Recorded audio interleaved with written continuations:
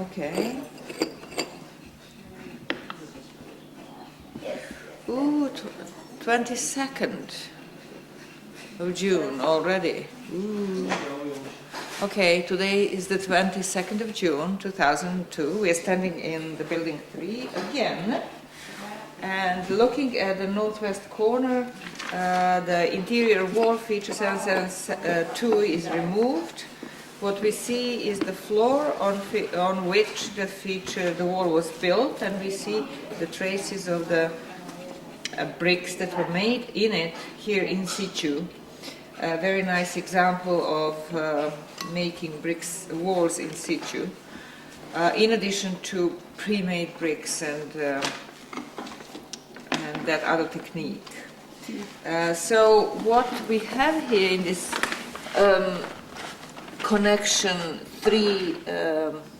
point of connecting the 3 floors is we see the floor that the wall was sitting on, which is should really be floor number 10, but since it was seen late and not marked as a separate floor, this is 10, this one under it, and this one is 9, and this is this line of the floor down here, which could be a floor and could be a slip, which doesn't have a number. So it's a slip between 9 and 10. So that's what we see here. And then we see the continuation of the same going under the floor of the central space. And we'll see whether that is part of the same series of floors or a separate one, maybe a separate series that begins here, where my finger is. So that's that floor.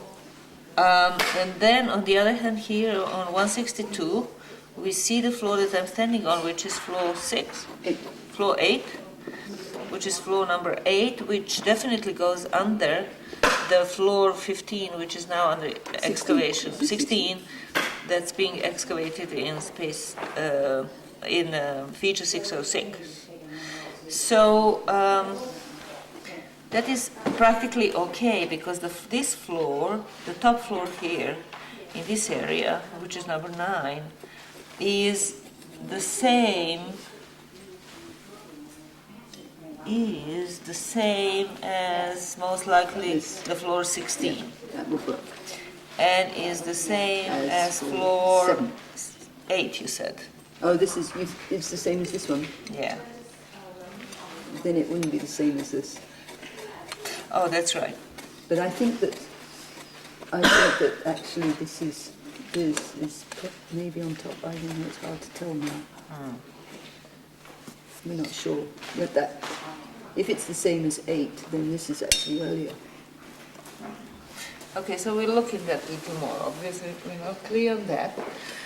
But there is good linking between the floors. Actually, the only one that we have so clear between the western wing of the house and the central wing of the house, because the rest of the connection between the two has been cut by a big cut made for the screen wall. So we don't have them connected so nicely anywhere else except here and between the kitchen and 169 that then goes into the west. We emptied the post hole, and that's feature 766.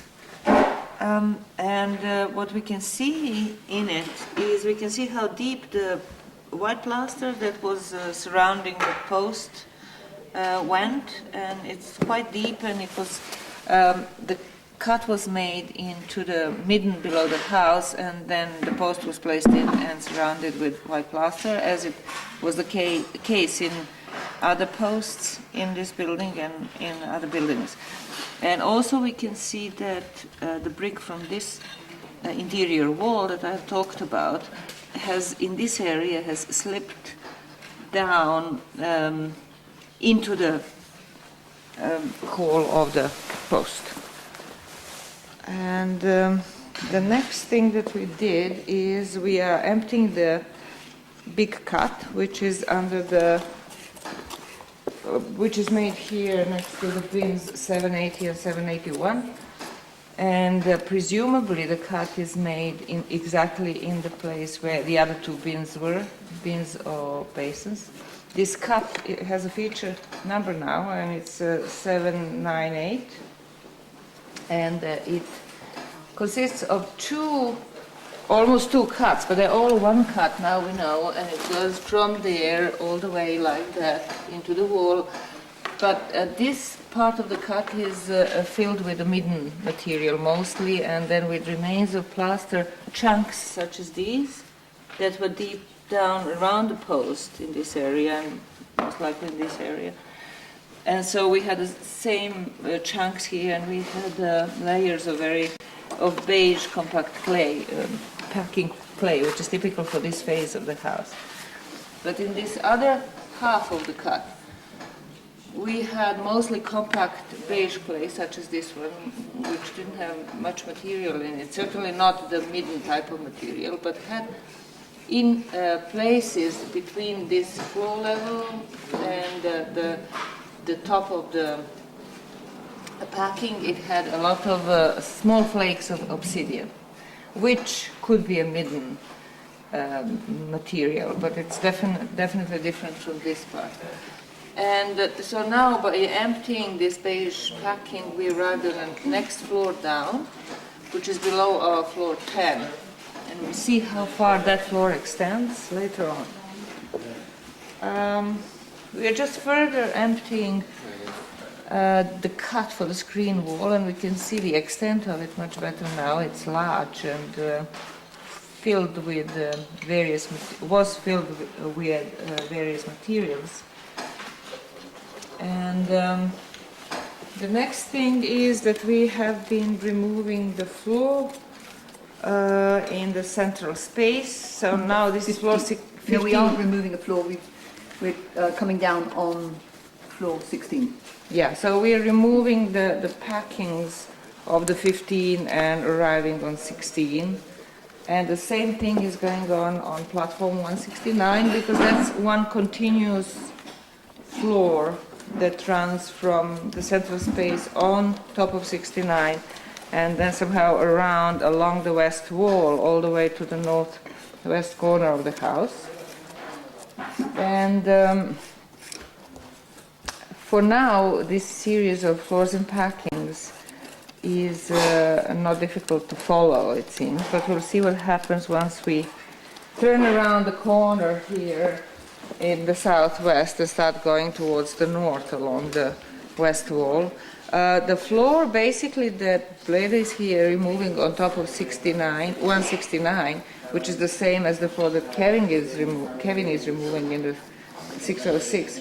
Those floors have different numbers. In 606, they're removing floor 15, arriving on floor 16. On the platform 169, they're removing floor number 10 and arriving on floor number 11. So how is it, guys, to be removing these floors? Is it enjoyable? Or? It's very difficult. It's very, very difficult. Why is it difficult? Because the floor is so thin. The packing and the floor. This is like a floor surface. It's No, like the floor is also very a couple of millimeters, and so it kind of pops the whole thing off if you're not careful. And how is it to remove that floor in comparison with the previous floors from the upper phases? If you can remember. It was the same. Oh. It was always a horrible job here in the central. But the earlier ones where you could pop off, it was like 2 centimeters thick floor and packing, and you could pop off with a trowel. Groups of floors. Here we've been trying to. Remember, we used to have 11 to 14 and 10 to. Yes. And so we would bring them in groups. Here we're actually trying to take off one of these, a couple of these. Yep. But then this clay that these floors are made is much greasier and more moist, so you can. And they're much more worn, I think. The plaster itself is much thinner, and it's more worn. And I think that's. But it's still preserved. It exists as a Yeah, white it plaster. exists. It's not really removed by working and working on it. They did. Yeah, here can't get it. I don't think it's in here, especially in the middle. It's virtually And absent. pretty much my entire quadrant, if you believe who I excavated it, was missing. Right, but even though this is the same floor, same face floor in the center and in the rest of the western part of the house, they look different actually. How is it for Bleda? Is it easier for you? Bleda It's doesn't know not how it was. quite clear yet, because this is continuing to that, and that seems to be higher. I think they Supposed to just be. plastered them thicker on the platforms. Yeah, but this is also there. I mean, But the difference between the center and here, I think, is that in the center the floor that you're removing was grayish, but it was more white than gray. But here on 169 and along the western part, it's really gray-green. It's much darker, and it has many more remains of gypsum. These little gypsum balls are spread all around almost evenly on top of the floor. And you don't have that. You didn't have very many gypsum balls in We are actually here up here in parts there are. places. Are they smaller in size? When I look from here, they're pretty small. Look at this big, Oh yeah. big bally thing. So what is it? Is that the remains of different matting in the different places of the house, or is it really just gypsum? Well, I think that Craig, when he excavated House 5, he was talking about different matting in different parts of the house, and I think that's what his evidence was this remains of salts and gypsum that look different. Now, I somehow doubt that these are remains of matting, but could be. All right, so those are the differences. Then we come into the kitchen space where Dragana has been removing a floor, as usual, this is the most difficult area to distinguish between the floors and different floors and their packings. But she's now close to arrive on a more solid white plastered floor like this stuff here. And then I think we will be able to connect more securely with the rest of the house, that floor with the floors of the rest of the house. And here in the very corner where presumably right below where the entrance in the house was, where the ladder was, we had a cut that was made in the floor, a slightly unusual largish cut that was filled with rake-out material and with a little bit of rubble and dry and crumbly dark gray soil. And in there we had a cache, obsidian cache, and pieces of obsidian were preserved. There was a complete one and bifacial, and then there was a half one, and there were a couple of larger flakes, and they were all concentrated in this part of the house. They have been removed 2 days ago on Thursday afternoon because that was the end of the week, and we needed, at the end of the day, we needed to remove them, take them down into the fines lab. And we didn't make a video of it, but we have photographs. So that was our partially emptied cache, I'm sure, because I'm sure there was more pieces in it, but some were left and some were taken out in prehistory. So that will be just under the entrance into the house, and that was very nice to find. And then that's it. That's about the extent of the work that has been done on Thursday in this house. Let's go to 89. Okay, so while you're standing there, let's talk about 89. 89 is getting clearer, but also more complicated. We are looking here at its south wall, that we think could be the wall that was put in later, and that is that this space here would have extended that way, and it was part of a larger house that was later made smaller by putting in these walls, and the wall, southern wall is part of that. So what we see here is a fairly irregular wall for the Çatalhöyük houses, in the sense that the bricks are not all in a nice straight line, that they are also not straight line horizontally, but they are more falling down in places, making these curves as they were obviously under pressure, and there was a softer ground below. So another thing that we can see is that the wall does not continue everywhere in the same manner. It's not made of bricks everywhere. Here in the central part of the wall, we can see the bricks going down, and we don't know how far down they go, but we look for it. But on both sides, like in this area and in that area, we don't see bricks. We just see some rubble and compact clay, which is sort of unusual, and we don't know how far that goes. We do know that some of the walls at Çatalhöyük were made with their base, their footing was made with rubble and compact clay, on top of which they would start laying the bricks and mortars. But this is not typical. This is really the wall in the middle and no wall on the sides.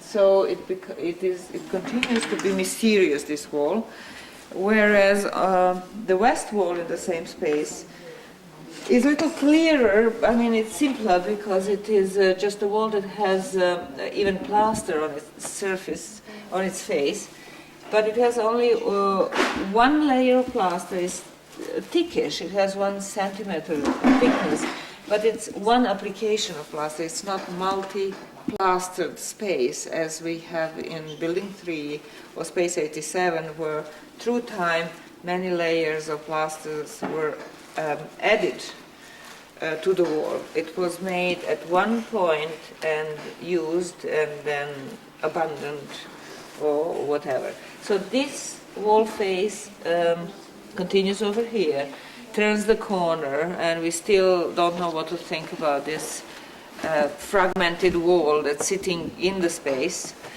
What we think we have here below this corner construction, we have a lot of rubble again and compact clay, which could be the footing of this very wall, the type of footing that I talked about in connection with the south wall. So this would be the remains of the footing which were cut out here, either by us or in prehistory, on top of which was the continuation of this wall, which then eroded or was destroyed or became part of the fill of the house. That's the extent of what we can see. We also, in the center of the space, have this big slab of plaster that is running, sloping down towards the south and east and west. And it's also slab that's about between 1 and 2 centimeters thick, depending on which side you're looking at.